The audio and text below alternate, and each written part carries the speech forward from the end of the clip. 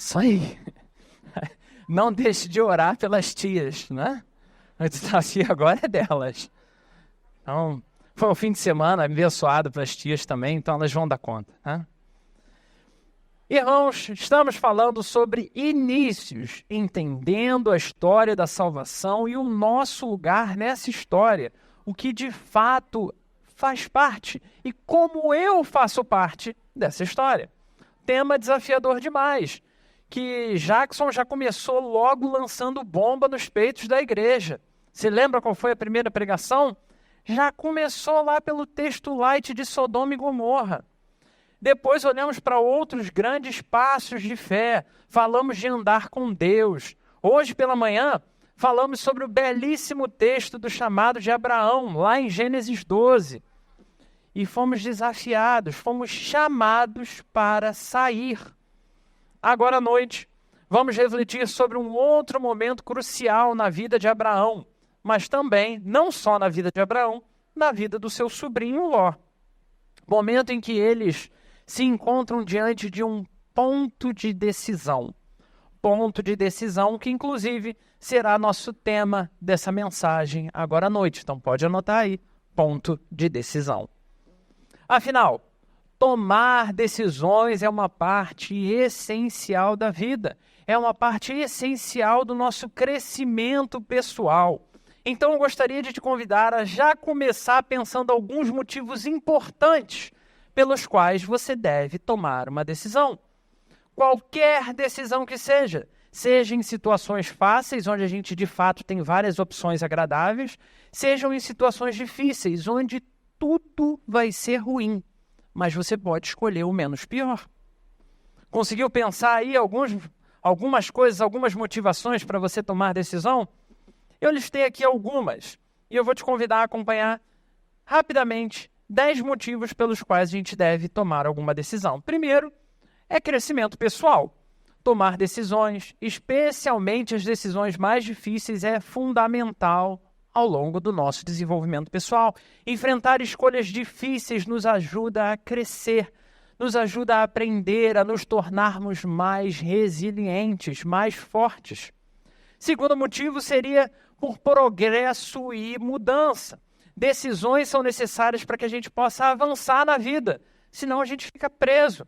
Ficar indeciso pode levar, sim, à estagnação, enquanto tomar uma decisão permite que façamos progressos e realizemos mudanças positivas em nossa vida. Terceiro motivo é um motivo que bomba na internet: autoconhecimento. O processo de tomada de decisão frequentemente envolve reflexão sobre os nossos valores, nossos objetivos e até quais são as nossas verdadeiras prioridades.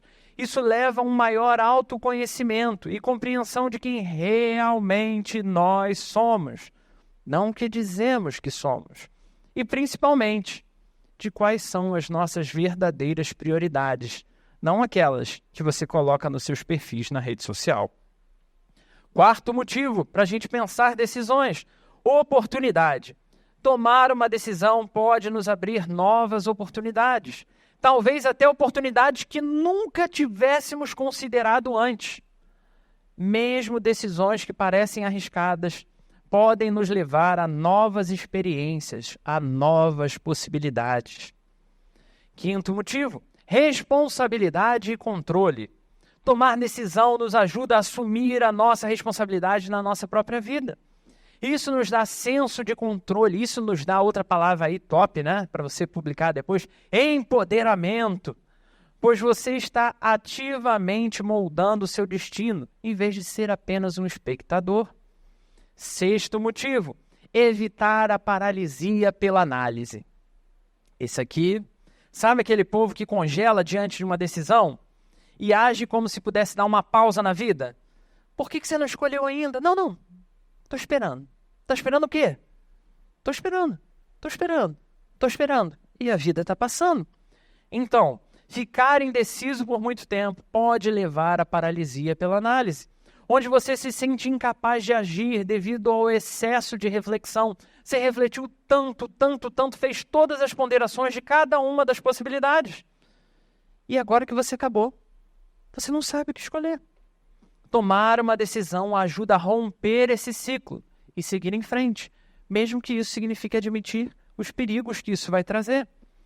7º motivo, desenvolvimento de habilidades de tomada de decisão.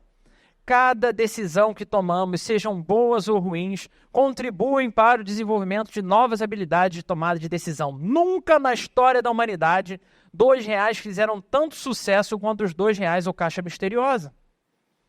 De maneira geral, nos tornamos mais confiantes e eficazes à medida que a gente vai fazendo escolhas e elas vão dando certo. E aí a gente vai se sentindo mais e mais seguro. 8º motivo, aprendizado com os erros. Tomar decisões inevitavelmente levará a alguns erros. Não tem para onde correr, mas esses erros são oportunidades valiosas de aprendizado. Eles ensinam lições importantes que podem ser aplicadas em futuras decisões que vão aparecer. 9º motivo, melhorar a nossa gestão do tempo, que é uma crise que a gente tem hoje. Tomar uma decisão pode economizar tempo e energia a longo prazo. Em vez de gastar tempo excessivo ponderando opções, você pode decidir e dedicar o seu tempo, a sua energia a agir sobre a decisão tomada e lidar com as consequências que virão. Não é à toa que, se você pesquisar um pouquinho, você vai ver que as grandes mentes não gostam de perder tempo nem com a roupa que eles vão escolher, nem a comida que eles vão comer. Se for para comer tudo igual, vestir tudo igual, eles vão fazer a vida inteira para não perder tempo com isso. E o 10º motivo é outra palavra que já foi super batida aí para todo lado, mas que caiu em desuso rapidamente, é a resiliência. Tomar uma decisão, mesmo que seja difícil, nos auxilia no processo de resiliência, nos permitindo encontrar paz, pois a incerteza, a indecisão podem se tornar algo cada vez mais estressante, enquanto uma decisão tomada permite que você se concentre na próxima etapa, com mais clareza, com mais propósito. Esses são apenas 10 motivos, e isso eu tive que pedir ajuda a 2 inteligências artificiais para eu encontrar quais seriam os 10 motivos mais relevantes para se tomar uma decisão. Só que existem muito mais motivos para a gente tomar decisão. Hoje, olharemos para uma situação muito boa, mas muito boa, que acabou gerando um problema. Por isso, chegamos ao ponto de decisão. Convido você a abrir a sua Bíblia, livro de Gênesis, capítulo 13. Eu vou aumentar um pouquinho do que eu passei aí para o pessoal. Eu vou ler do versículo 1 até o versículo 18. Gênesis 13, do 1 até o 18.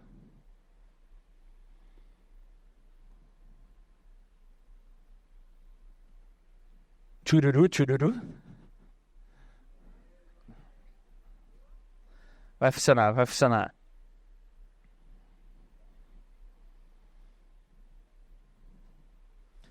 Então, você que está com a sua Bíblia aberta, você que tem a sua Bíblia no celular, convido você a abrir e manter aberta, que a gente vai voltar nela algumas vezes. Versículo 1. Saiu, pois, Abrão do Egito e foi para o Neguebe, com sua mulher e com tudo o que possuía. E Ló foi com ele.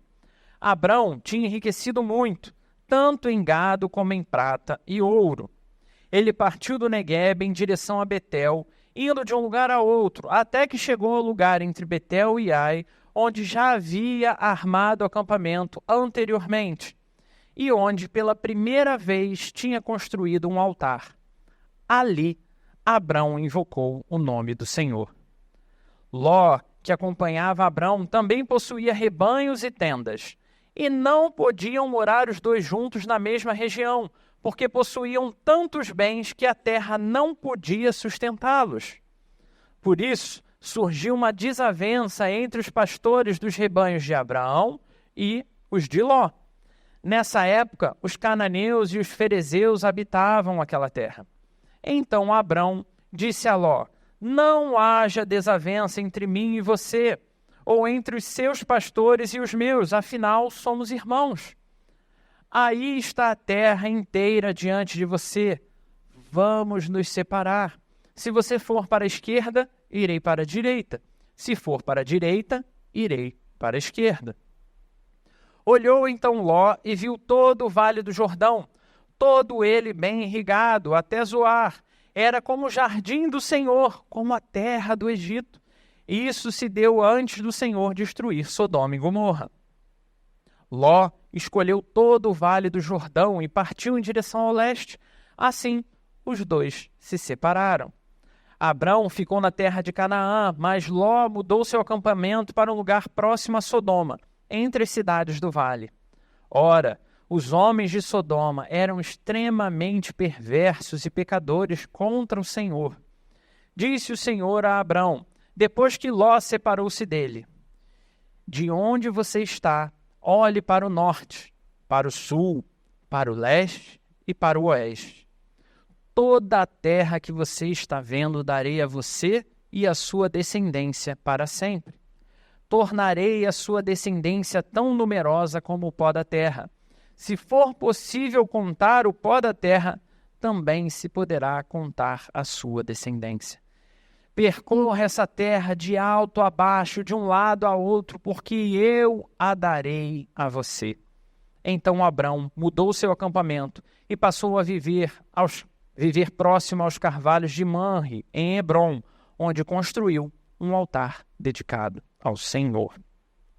Esse é um texto que nos ensina poderosas lições de fé, lições de escolhas difíceis, lições de confiança em Deus. Como vimos hoje pela manhã, desde que fora chamado por Deus, Abrão e Ló estavam juntos. Juntos eles saíram da casa lá dos pais. Juntos eles saíram da terra, da sua parentela. E juntos eles caminhavam nesse momento, como a gente pode ver Gênesis capítulo 12, dos versículos 1 ao 4. Deus abençoou grandemente Abraão, e seus rebanhos e riquezas aumentaram tanto, mas tanto, mas tanto, que a terra já não podia mais suportar, não podia mais sustentar aqueles dois. Olha que coisa interessante, né? Cresceu tanto, tanto, tanto, que já não dá conta mais de tantos bens que eles desenvolveram. Então, quando tudo está muito bem, muito maravilhosamente bem, surgem conflitos entre os pastores. E esse conflito entre os pastores, que eram responsáveis por toda aquela riqueza com o gado e tudo mais, Abrão e Ló precisam tomar uma decisão. E depois de algumas tentativas de resolução que foram certamente frustradas, a única solução era se separar. E aqui acontece algo muito curioso. Abrão, com um coração extremamente generoso, deu a Ló a escolha de qual parte da terra ele queria. E alguns poderiam até dizer: Abrão, olha aí que exemplo de falta de autoridade. Ele é que era o macho alfa. Ele é que era com mais idade. Ele é que foi chamado. Ele que tinha que escolher a terra. Como que ele teve a coragem de colocar a sua família em segundo lugar? Mas, ao que tudo indica, Abrão amava Ló como se fosse seu filho. Ele tinha um carinho muito próximo por Ló e, por isso, passou o direito da escolha para ele. Em contrapartida, se Abrão foi generoso, carinhoso e passou para o Ló escolher, Ló nem pestanejou. Ele falou: o quê? Posso escolher qualquer lugar? E escolheu a Campina do Jordão, uma terra fértil, bem regada, deixando para Abraão, então, que disse que ia na posição contrária, a única opção de ir para as montanhas. E região montanhosa, para quem trabalha com gado e com agricultura, já não tem o mesmo desempenho. E aqui, nesse ponto de decisão, encontramos indícios para refletir sobre o nosso lugar no plano de salvação. Apesar de próspero e rico, Abrão enfrentou conflitos dentro da sua própria casa, dentro da sua própria família. Os conflitos não eram, meus irmãos, consequência direta de algum erro dele ou de algum erro de Ló, mas começaram a acontecer. A história não faz nenhuma menção a erros ou pecados de qualquer uma das partes. Pelo contrário, só diz que tudo ia muito bem. Inclusive, se olharmos para o versículo 4 do texto que a gente leu, vemos que quando chegaram naquele lugar, Abrão invocou o nome do Senhor mais uma vez. Mesmo assim, os conflitos vieram. Mesmo assim, a situação não se resolveu. Os pastores de Abrão e de Ló estavam em disputa cada vez mais constante. E mesmo sendo altamente bem-sucedidos, conflitos internos, ainda assim, serão desafiadores, serão dolorosos, especialmente quando ocorrem entre aqueles que a gente ama. Esses conflitos testam a nossa paciência e a nossa capacidade de resolver problemas de forma pacífica e justa. Por quê? Porque afeta você. Todo mundo vai sair perdendo de alguma forma. E isso vai dificultando e muito até mesmo a nossa capacidade de raciocínio. E foi diante desse impasse que Abrão precisou tomar uma decisão. Surge então a necessidade de dividir a família. A separação de Ló foi dolorosa para Abrão. Eles eram família e a divisão significava não apenas a perda de um ente querido, mas também a perda de poder, de mão de obra. Se atentarmos então para o fato de que a gente está falando de um povo nômade que continua migrando ali de tempos em tempos, e perder números nesse sentido também torna o grupo muito mais frágil, muito mais vulnerável a ataques. E apesar disso tudo, essa foi a decisão de Abrão. Mas o maior motivo de dor foi ter que abrir mão de estar próximo do seu sobrinho amado. Para preservar a sua casa, precisou se afastar de um outro parente que ele também amava. Mas, apesar de a escolha já ser dificílima, só pelos motivos apresentados acima, ainda tem um pouco mais. Nessa divisão, Abrão estava disposto a abrir mão da escolha da terra fértil, abrir mão do melhor que aquela região tinha a oferecer. Alguém teria que escolher, mas ele preferiu passar para Ló esse direito. Ló escolheu a parte mais atraente e fértil da terra, aparentemente deixando Abraão com a pior parte. É isso, a decisão é essa. E isso poderia ter sido visto como uma decisão péssima para o Abraão, que ainda tinha o nome de Abrão, então não tem problema, tá? É a mesma pessoa, não se confunda. Então, do ponto de vista material, do ponto de vista estratégico, a decisão de Abraão foi horrível, foi péssima. Quem, em sã consciência, escolheria a pior opção? Quem escolheria o pior para si, deixando o melhor para outra pessoa? E a resposta é: ninguém. Mas algo seguia inabalável no coração de Abrão. A convicção de que Deus estaria com ele, seja o caminho que viesse. E esse é o primeiro ponto nosso de reflexão. Vai lá, anota para você falar no núcleo depois. Tenha a convicção de que Deus estará contigo. Tenha a convicção de que Deus estará contigo.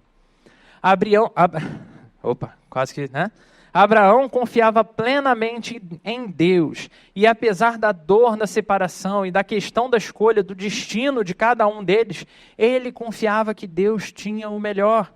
Ele sabia que, independentemente da terra que fosse ficar para ele, Deus estaria com ele, Deus o abençoaria. Essa confiança é fundamentada na promessa de Deus, no capítulo anterior, Gênesis capítulo 2, versículos 2 e 3, onde Deus promete fazer de Abraão uma grande nação.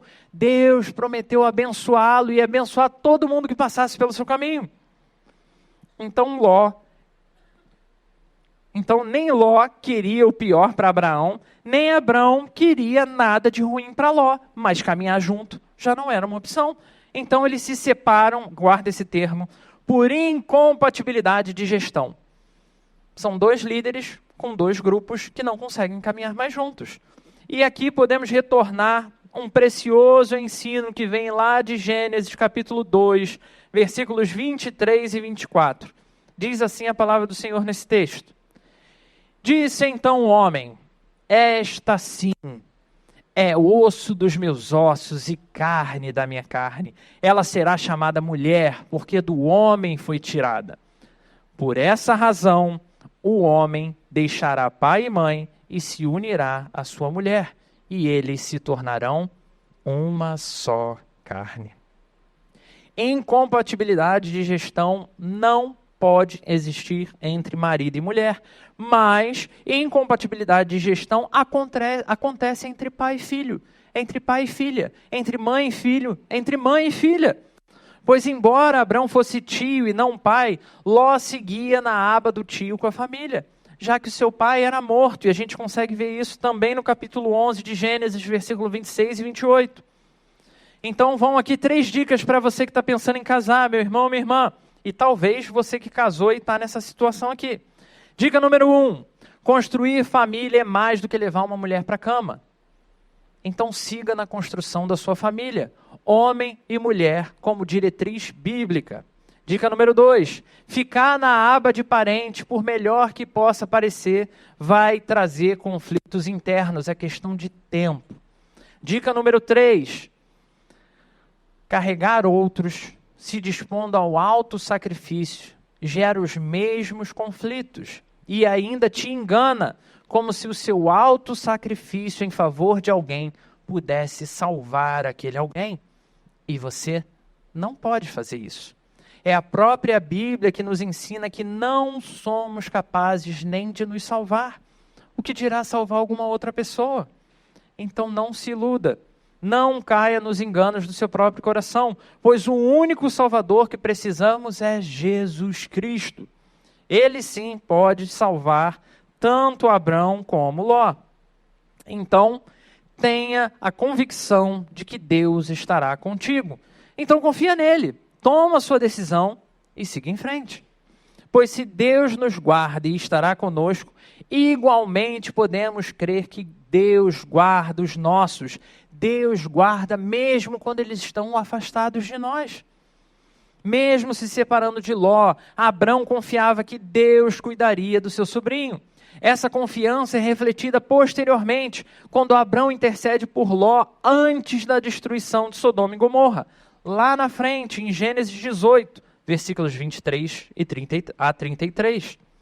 Abrão sabia que Deus é fiel para proteger, Deus é fiel para guardar aqueles que são nossos, por amor a nós. Por isso, tantas vezes repetimos aqui sobre a importância das nossas orações.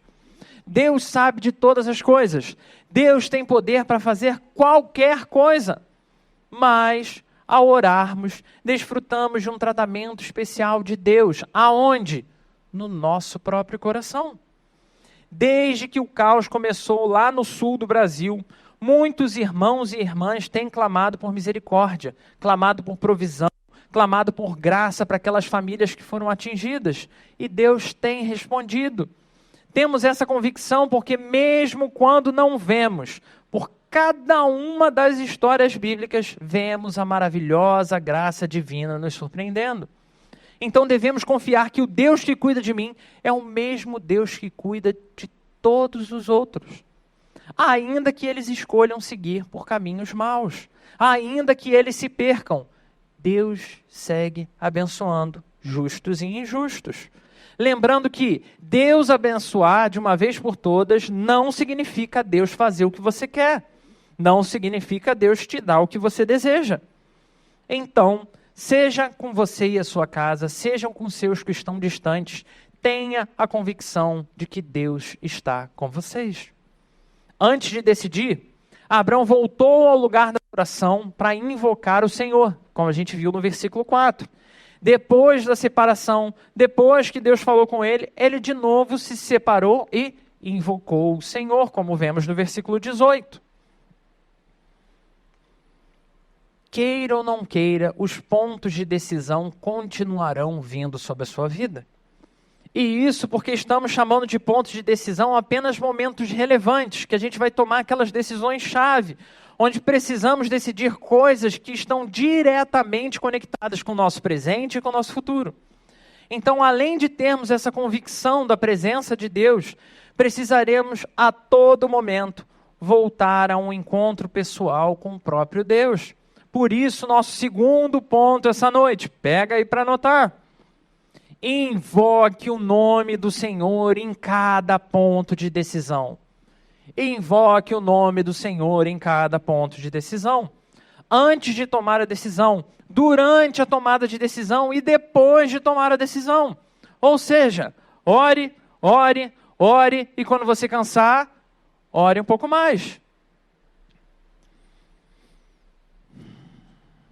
Irmãos, tudo que for relevante nas nossas vidas deve ser colocado diante do altar do Senhor.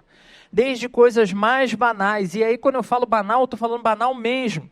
Desde aquele jogo de videogame, me ajuda, Deus, a passar dessa fase. Até um pênalti que o seu goleiro precisa defender. Deus, esse cara bate do lado direito, lembra o goleiro. Aí o cara bate no lado esquerdo.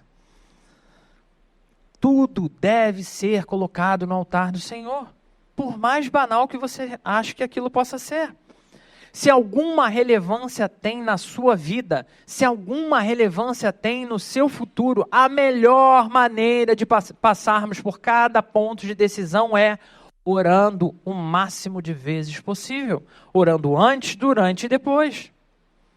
Pensa comigo, meu irmão, você que é solteiro. Vamos dar uma catucada aí nos solteiros primeiro, né? Você que é solteiro.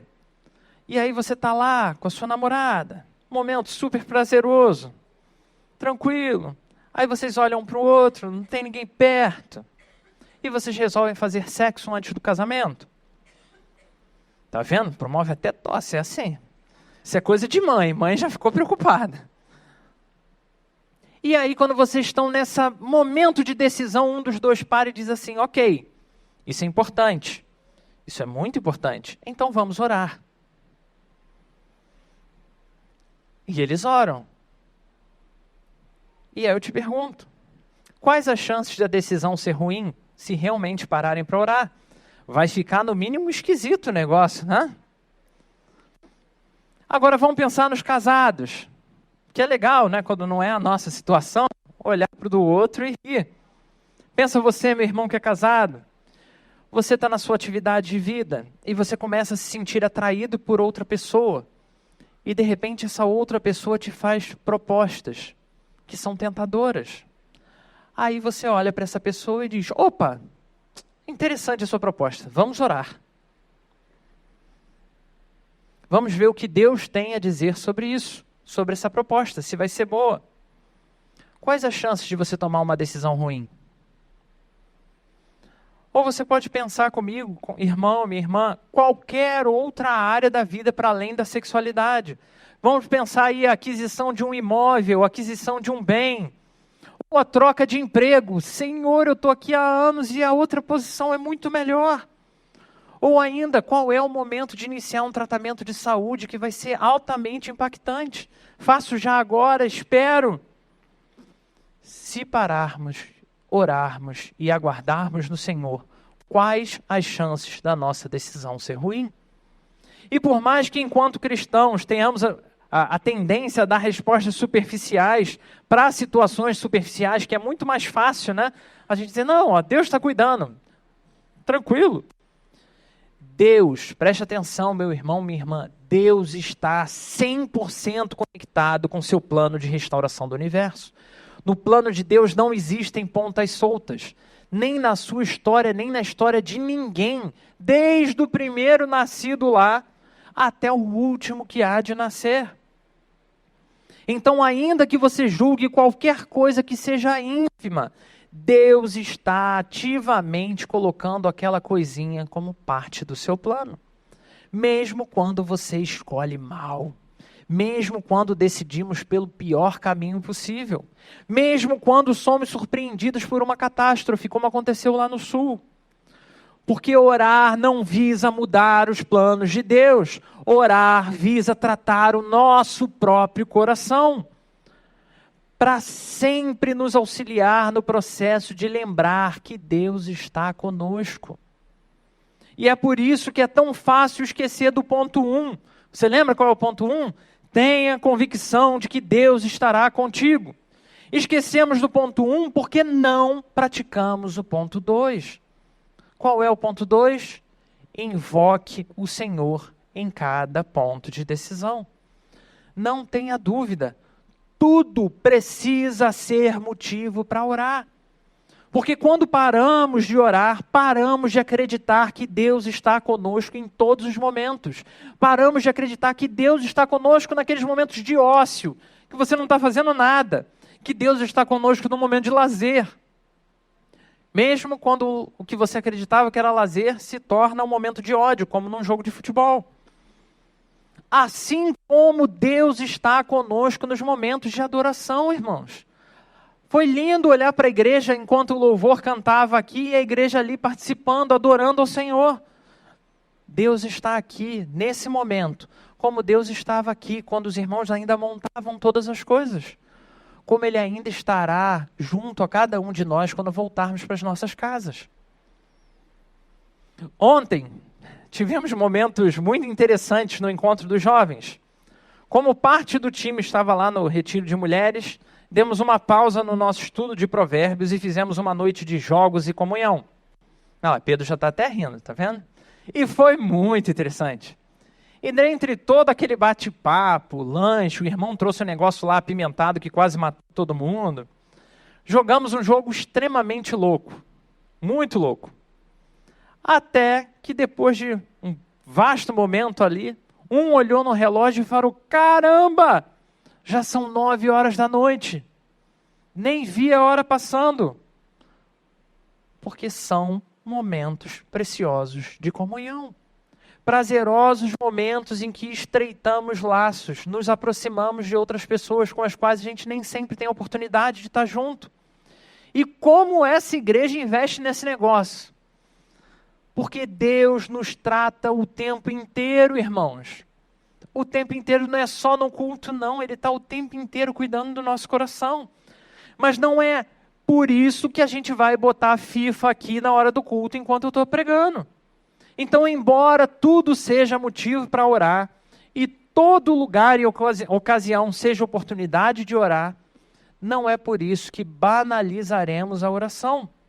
Gênesis, assim como outros livros do Antigo Testamento, trazem a expressão invocar o nome do Senhor com uma carga de completa confiança, mas também com uma carga de muito respeito à autoridade de Deus. Então é verdade também que não oramos porque... Então é verdade também que não oramos porque acreditamos que orar não mudará nada. E aí quando a gente começa a acreditar que a minha oração não faz diferença, eu não tenho por que orar. E aí a gente começa nas coisinhas banais mesmo. Um jogo de futebol, eu não vou orar porque não vai mudar nada. O ônibus que eu preciso pegar para ir trabalhar, eu não vou orar por isso, Deus está ocupado, não vai mudar nada. E daqui a pouco a gente não está orando por coisas que são extremamente importantes. Por isso, quando pensamos orar por algo considerado banal, superficial, fazemos de qualquer forma, ou tendemos a cada vez mais não fazer.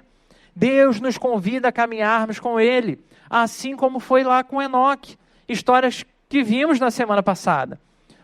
Ele nos chama a caminhar como verdadeiros amigos, como Ele foi com Abraão.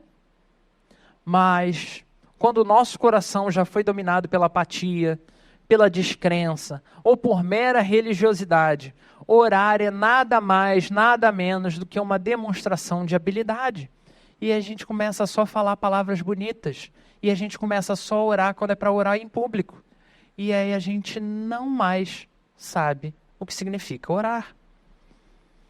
E aí eu preciso te lembrar as palavras de Jesus, lá no Evangelho de Mateus, capítulo 6, versículos 5 e 6, quando ensina sobre a maneira correta de orar, condenando a prática dos hipócritas, que oram apenas para ser ouvidos pelos outros. O texto diz o seguinte: e quando orarem, não sejam como os hipócritas. Eles gostam de ficar orando em pé nas sinagogas e nas esquinas, para serem vistos pelos outros. Eu lhes asseguro que eles já receberam a sua plena recompensa. Mas, quando você orar, vá para o seu quarto, feche a porta e ore. Ore ao Pai que está em secreto, então seu Pai, que vem em secreto, o recompensará.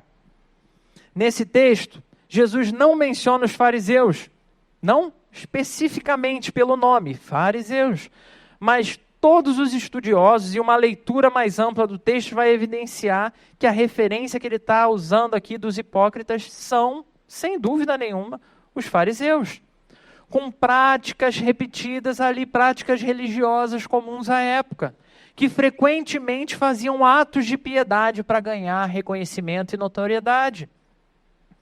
O próprio Jesus enfatiza a importância de sinceridade e humildade na oração, ensinando que a verdadeira comunicação com Deus deve ser feita em particular, longe dos olhos dos outros, para que seja genuína e não motivada por desejo de aprovação humana. Então eu preciso te perguntar, e eu quero que você responda aí só no seu coração: quando foi a última vez que você orou?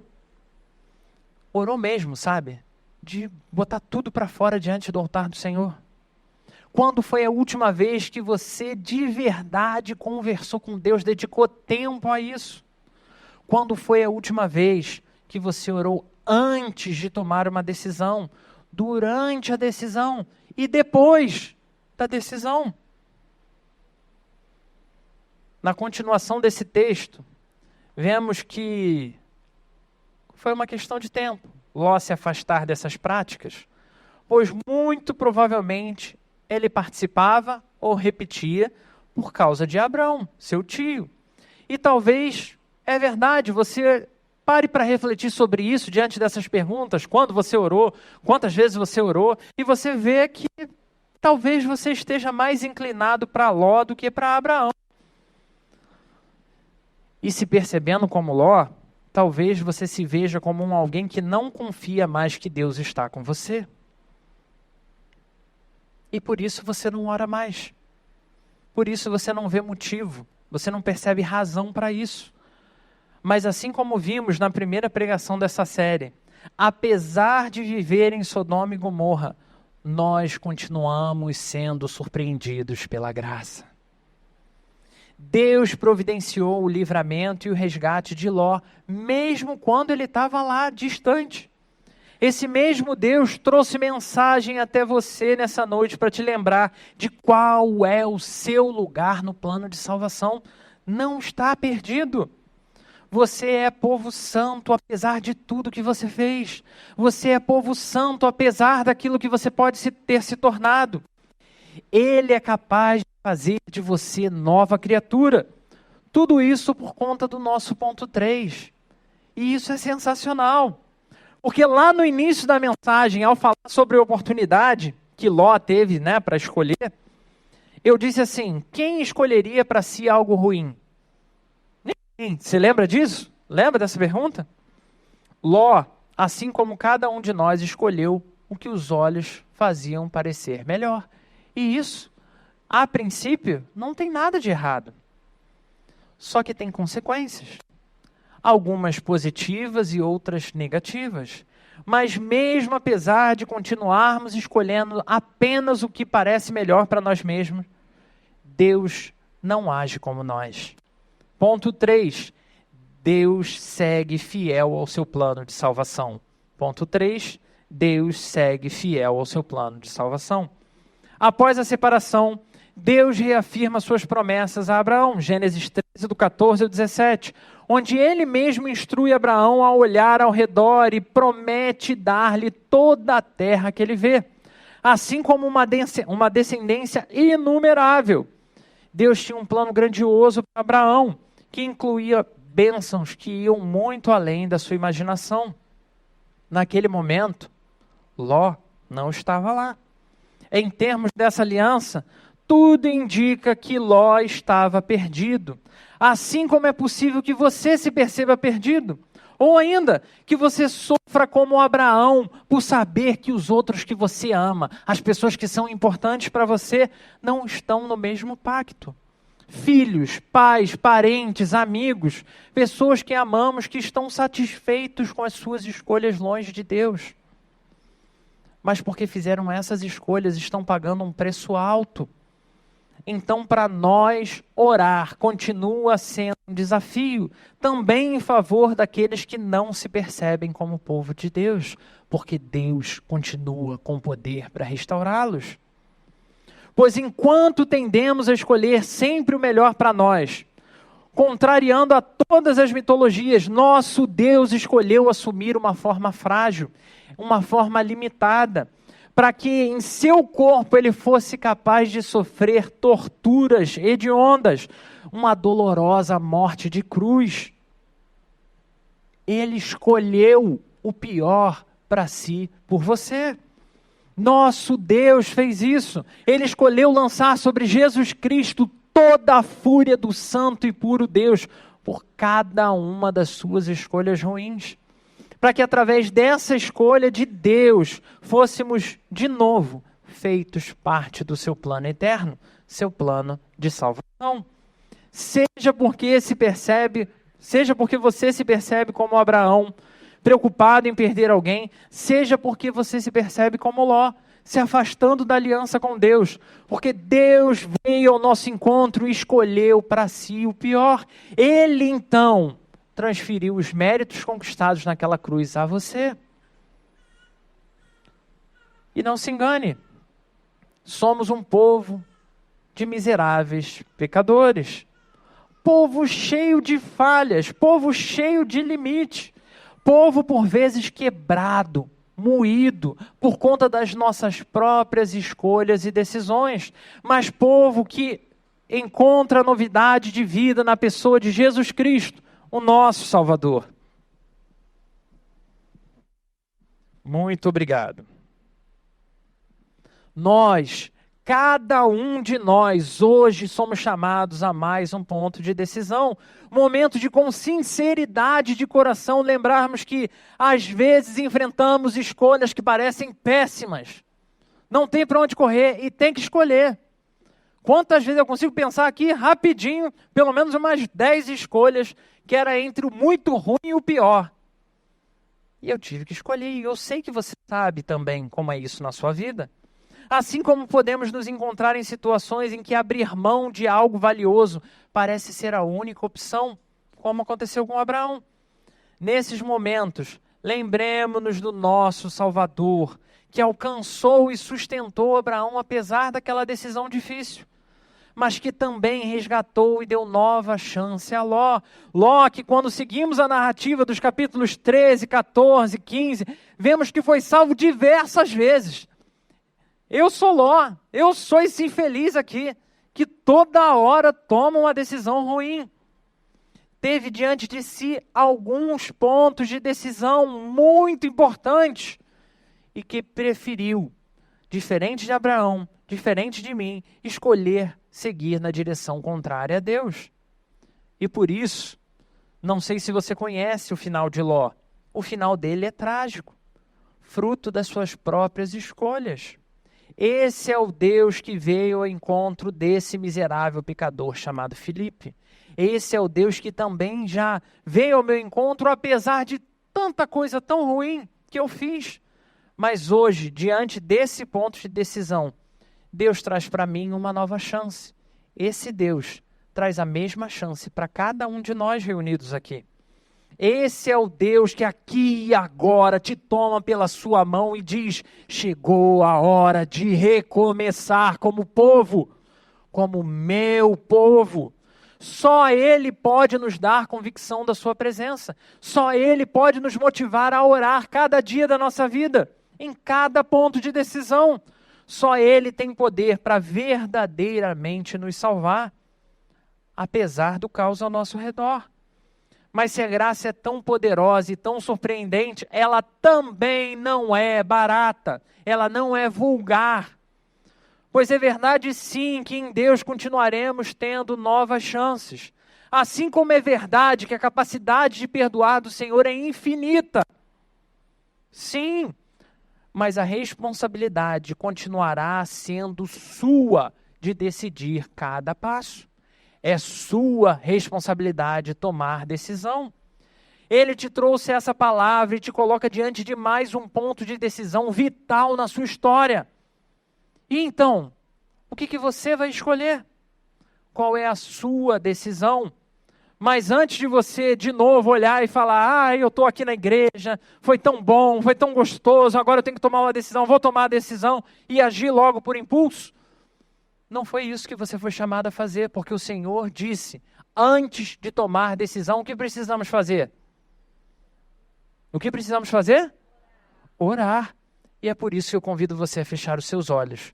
Nós vamos rogar para que Deus, que nos trouxe a esse lugar, o Deus que nos trouxe essa mensagem, seja o Deus que conduza a nossa nova decisão diante do seu altar. Senhor, nos reunimos no teu nome. Acreditamos, Senhor, que todo o poder está nas tuas mãos. Acreditamos, Senhor, que se depender só de nós, as nossas escolhas e decisões sempre nos levarão para longe do Senhor. Mas, acima de tudo, cremos no teu poder restaurador. Cremos, Senhor, no teu plano de salvação. Cremos, Senhor, que a boa obra que o Senhor começou em nós, o Senhor há de completar.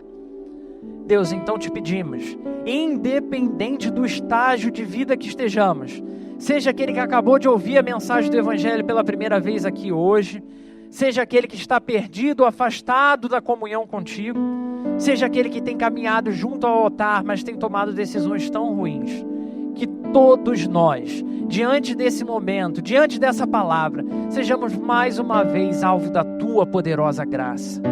Que diante do teu altar haja renovo sobre a tua igreja, Pai. Que diante da tua presença seja claro diante de nós como o sol pela manhã, que existe esperança para todos no nome de Jesus Cristo. Assim, Senhor, nós nos preparamos para nos aproximar da tua mesa, pois cremos que a cada ponto de decisão é oportunidade de novo de nos rendermos ao teu altar. É oportunidade de novo de sermos nova criatura no teu nome. E é nesse nome que nós oramos. Amém.